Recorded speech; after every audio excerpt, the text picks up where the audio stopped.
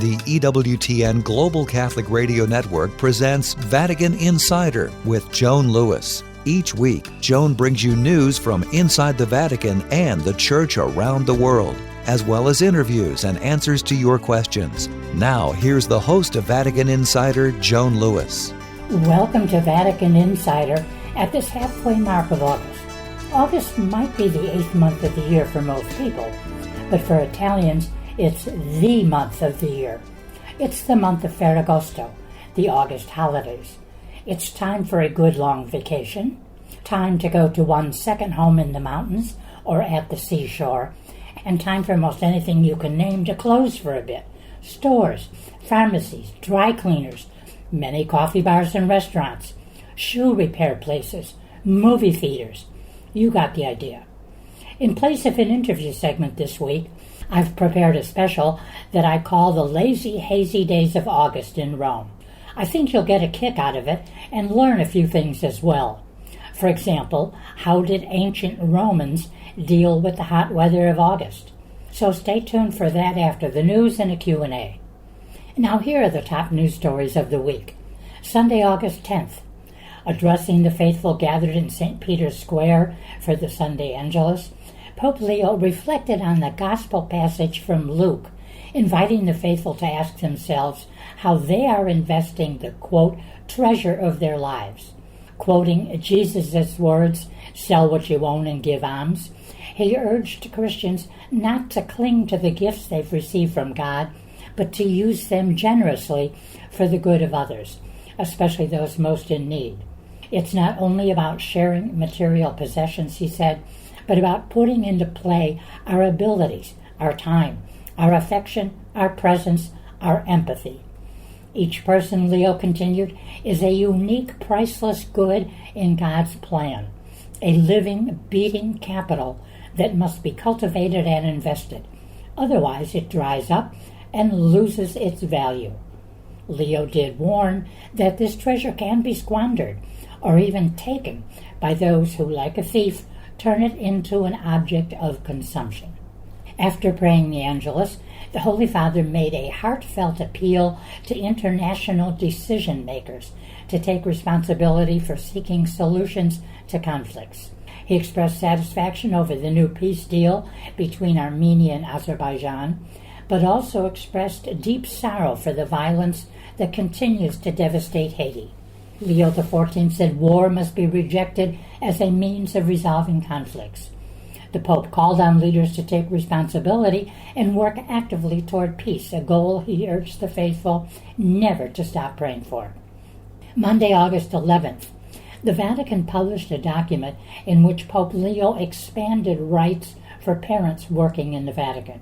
A rescript signed by the prefect of the Secretariat for the Economy and approved by the Holy Father introduced several new measures regarding paternity leave, the rights of parents with children who are incapacitated or have a severe disability, and the granting of family allowances.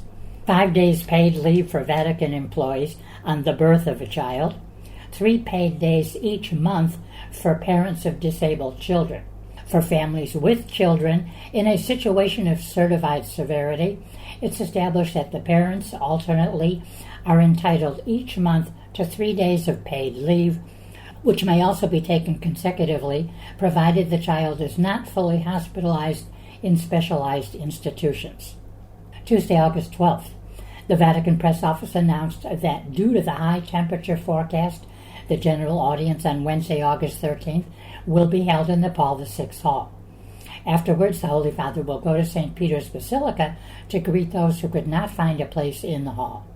The weekly papal audience open to the public will also be broadcast on the giant screens set up in St. Peter's Square. Wednesday, August 13th. In fact, the general audience took place in the air-conditioned Paul VI Hall, but afterwards, the Pope managed to greet pilgrims in St. Peter's Basilica, as well as those outside the Paul VI Hall in the adjacent parking area. We continue our reflection on Jesus' passion, death, and resurrection, Leo said, by considering Jesus' revelation at the Last Supper that one of his disciples will betray him. Despite the seeming harshness, Jesus' words are not meant to condemn or humiliate his betrayer. They are rather the truth spoken with profound love, compassion, and sorrow. When we reflect honestly on our own life, the question of the apostles becomes our own. Is it me? Asking this question opens a space for truth in our hearts. Despite our faults, our hope consists nonetheless in the fact that even if we fail him, he will never fail us. If we betray him, he will never betray us. Let us allow ourselves then to be touched by his forgiving love so that we may truly be reborn as his beloved children. Wednesday afternoon, just a little after 4:30, Pope Leo left Vatican City for Castel Gandolfo, his second visit in a month to the summer papal residence. He was originally scheduled to be in this Roman hill town, home to popes for centuries, for the 3-day Ferragosto weekend, August 15, 16, and 17. Ferragosto referring to the August Feast of the Assumption. Leo's time is thus extended starting Wednesday the 13th and ending with a projected return to the Vatican on Tuesday, August 19.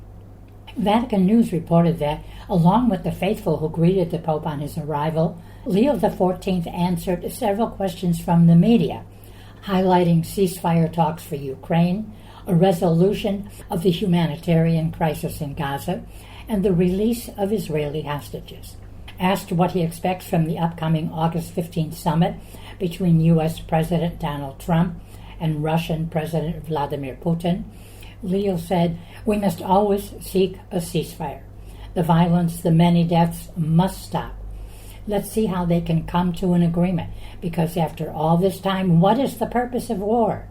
We must always seek dialogue. Diplomatic efforts, not violence, not weapons."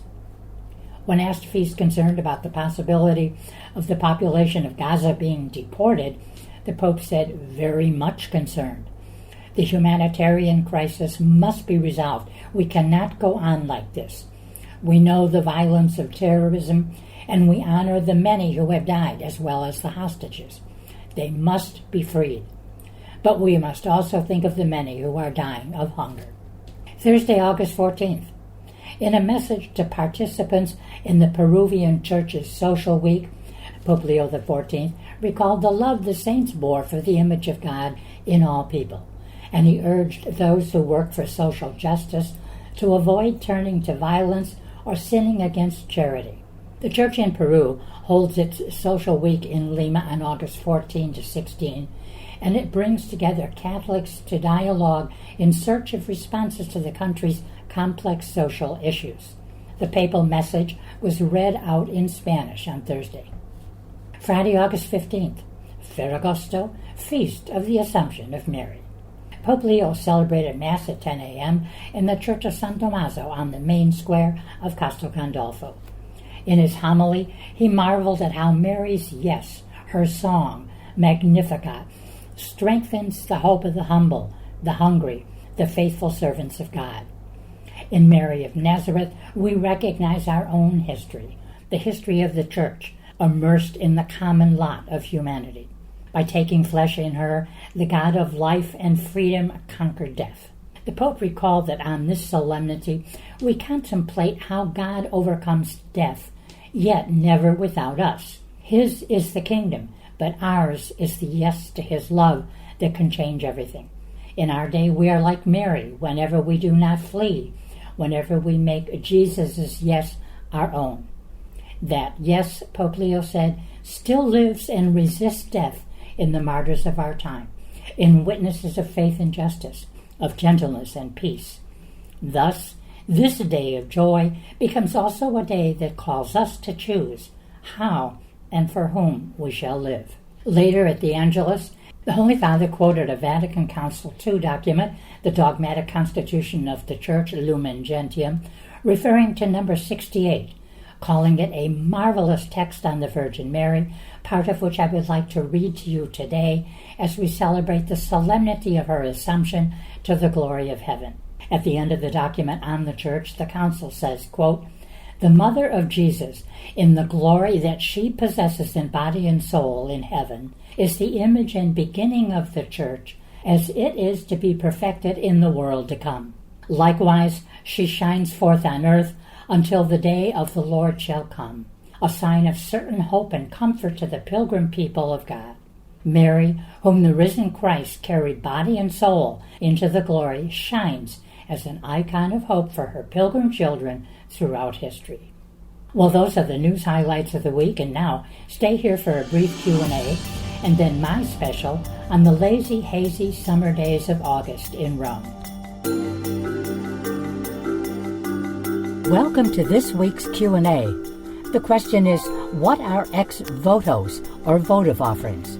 Our Sunday Visitor's Catholic Encyclopedia says, quote, votive offerings, from the Latin votum, means a wish or a vow, and these are free will offerings of money or goods presented as an expression of piety and devotion in light of a particular request or need. On occasion, in building or renovating a church, ex votos were major artworks, artifacts, or sacred vessels given to signify the need of the donor. Votive offerings are also the payments we make when we light a candle in a church to express a prayer intention. You've probably seen many ex votos without knowing what they were. You'll find them more often in a shrine, but there may be some in your home parish. Usually made in silver, they come in a wide variety of shapes, most frequently a heart with a flame, and 3 letters, PGR, per grazie ricevute, for favors received. These votive offerings frequently have something to do with what is considered to be a healing or a cure, a crutch, a piece of clothing from the person, baby clothes are numerous, a medical instrument, etc. Often the shape refers to a part of the body that the faithful consider to have had a miraculous cure, a silver ex voto in the shape, for example, of a leg, an arm, a head. An ex voto can also be a letter or some other form of missive. You can even see on occasion sports uniforms, parts of bikes or cars, tennis rackets, deflated soccer balls, some object associated with the patient's personal life. There is no end to the imagination when it comes to votive offerings. And if you're ever in Italy, go to the shrine of Our Lady of the Rosary of Pompeii, and you will see ex votos like no others, in size, shape, and quantity. Also, by the way, a beautiful place to visit and attend Mass. It took a while to build, but the shrine was dedicated in 1891.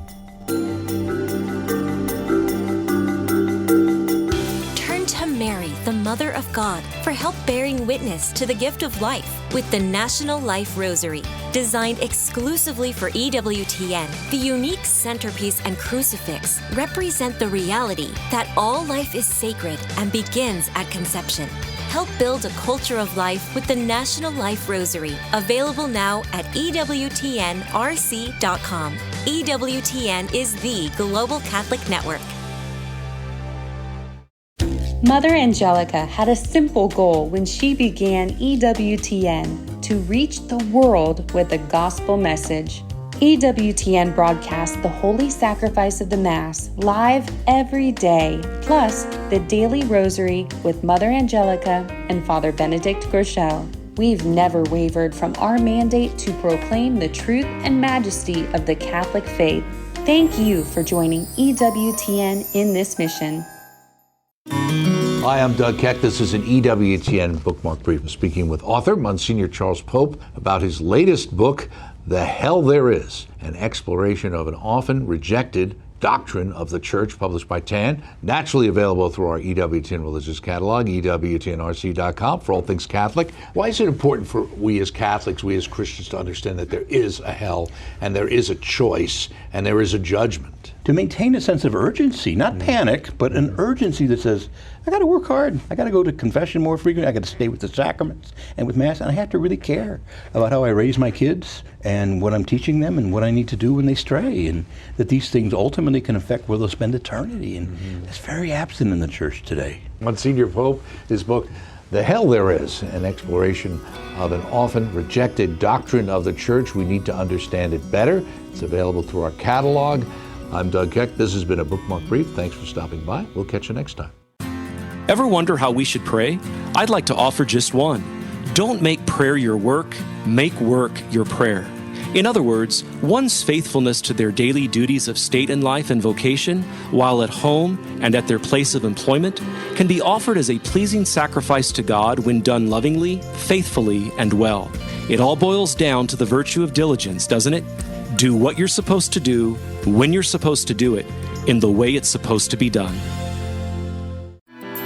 Welcome back to Vatican Insider. Here's Joan Lewis. Welcome to a special I've prepared for Vatican Insider called the Lazy, Hazy Summer Days of Ferragosto. This is all about life in Italy in August. Friday, August 15th, Italy celebrated the biggest holiday of the summer season, Ferragosto, the name Italians give to the August 15th solemnity of the Assumption. Ferragosto refers to the Ferie Augusti, meaning the holidays of August. For many Italians, however, this is really the biggest holiday of the year. Now, those days, the holidays of August, appear to have originated in 18 BC, when the Roman Emperor Augustus declared that the entire month of August would be dedicated to the Ferie, a series of festivals and celebrations, the most important of which fell on the 13th and was dedicated to the goddess Diana. Though the term Ferragosto is pagan in origin, in Italy it refers to the midsummer holidays, but is interchangeable with the feast of the Assunta, the Assumption, strictly a religious celebration. There has been a constant tradition in the Church that Mary was assumed into heaven, and as early as the 5th century, this feast was celebrated in Syria, spreading to other parts of the world over the centuries. In the 12th century, this feast was celebrated in the city of Rome and in France.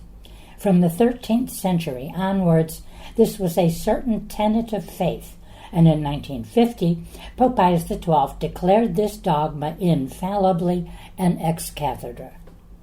Now, the pace of life is much slower in Rome in July and August, particularly August, and you'll see a lot of chiuso per ferie, closed for vacation signs, posted on the shutters of stores, pharmacies, florists, some restaurants and coffee bars, newsstands, tobacconists, hardware stores, movie theaters, etc. The phones of friends, including many who work in the Roman Curia, ring empty. The peace and quiet of Rome, due to shuttered stores and greatly reduced traffic, is simply marvelous. It seems like you could shoot a cannon down the middle of some of the city's main streets and not hit a thing. The souvenir stores and mini markets that dot every street in Rome will be open for business as usual. The markets open about 7 in the morning and often in the summer close on or around midnight. Life is extra quiet in the Vatican as well.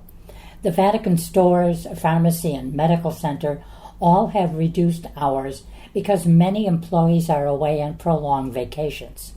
Curial activity slows down in the summer and completely stops on August 14, 15, and 16, all of which are holidays. Until the summer of 2013, popes generally spent all or much of the summer period at Castel Gandolfo. St. John Paul and Benedict XVI often even spent some time in July in northern Italy at a vacation home belonging to a diocese or diocesan seminary. Long walks in the woods, picnics, some downtime for reading, and, in the case of Benedict, quiet time to play the piano and cooler temperatures marked those periods. As you know, Pope Francis never took a vacation or went to Castel Gandolfo, although he had a reduced working schedule, usually in July. However, Pope Leo has already shown great affection for Castel Gandolfo, and he spent 16 days there in July and is there this Ferragosto weekend. The townspeople are thrilled beyond telling, as this beautiful hill town overlooking Lake Albano had almost become a deserted village with greatly reduced numbers of visitors. Now back to the Vatican. Vacations for Vatican employees are quite generous in the summer, at Christmas and at Easter, for employees of Vatican City State or the Roman Curia. Employees who live outside of Italy receive an added 3 days of vacation for travel time, and those who live outside of continental Europe receive 5 additional days. These vacations usually compensate for working 6 days a week for the rest of the year, which makes weekend travel anywhere generally impossible. Now, life in August in recent decades has vastly improved over the early years I lived in Italy, especially when there were very few supermarkets. Once upon a time, Italians bought most of their food at 3 places: the local alimentari, a kind of delicatessen, the neighborhood butcher, and the local fruit and vegetable store. Now, each one of those was assigned a letter, either A or B, for summer vacations. When A stores closed, B could not, and vice versa. This was to avoid all stores in one neighborhood closing at the same time, forcing people to go long distances for food. Now, of course, we have supermarkets. I can also remember when the local newspapers actually published the names of the few doctors, including specialists, who were available in Rome at vacation time. They also published a list of the few pharmacies that would be open in a given period. Today, of course, we can research doctors and pharmacies on the internet. Years ago, many coffee bars and restaurants closed for an entire month in the summer, especially because so few had air conditioning. Since the historically hot and brutal summer of 2003, that was 4 nonstop months of record heat ending in mid-September, more and more stores, bars, and restaurants have installed air conditioning. Over 10,000 people died in France that summer, and approximately 1,000 died in Italy. You really have to spend an August in Rome, especially before and after Ferragosto, to understand its impact. How life here at that time of year is totally different from anything we'd know or have experienced in the U.S. How can a major city become almost a ghost city? On the negative side, August is the month, especially the mid-month Ferragosto holidays, that you do not want to have any kind of an emergency, plumbing, electrical, or, as I have experienced, a dental issue.